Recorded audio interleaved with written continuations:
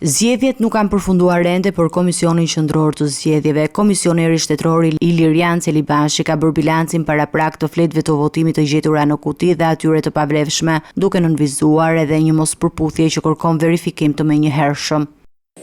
Faktikisht janë fletë votimit të gjetura 1.462.352. Jemi duke bërë verifikimin për këtë 109, me qenë se kishte një interes, 109 votash të themi ose zgjedhësish për të parë se ku është gabimi. Është gabimi në të gjithë territorin, po flasim, është gabimi i anëtarëve të Komisionit Qendror Votimit kur kanë mbyllur proces verbalin, apo i anëtarëve të grupit të numërimit kur kanë hedhur të dhënat. Por në 1,5 milion të themi gati, diferenca është vetëm për 109. Jemi në proces të verifikimit të këtij dokumentacioni.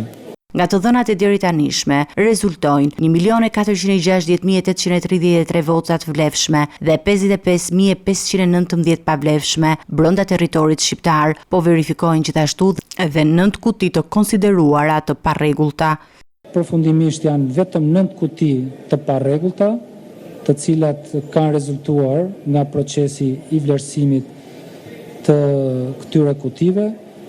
7 të tilla janë shpallur të parregullta që në momentin e dorëzimit të kutive nga KQV tek KZAZ dhe 2 janë konsideruar si të tilla nga KZAZ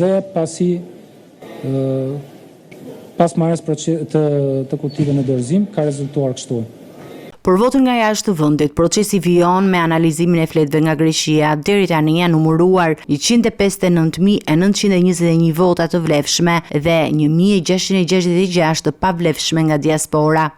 Jemi në procesin e shqyrtimit dhe të vlerësimit të zarfeve B, të cilët deri dje nuk ishin nënshtruar procesit të shqyrtimit dhe vlerësimit, pra zarfet B të themi që kishin ardhur nga shteti grek. Ky proces tashmë ka filluar që herë në mëngjes dhe besoj do të përfundoj pas sot për të vazhduar me numërimin e votave për kandidatët e listës së hapur. Procesi i pas zgjedhjeve vijon të jetë i detajuar dhe nën vëzhgim të rrept institucional, ndërsa KQZ-ja pritet të japë në ditët në vijim një raport përfundimtar mbi të gjitha rezultatet dhe parregullsitë e konstatuara.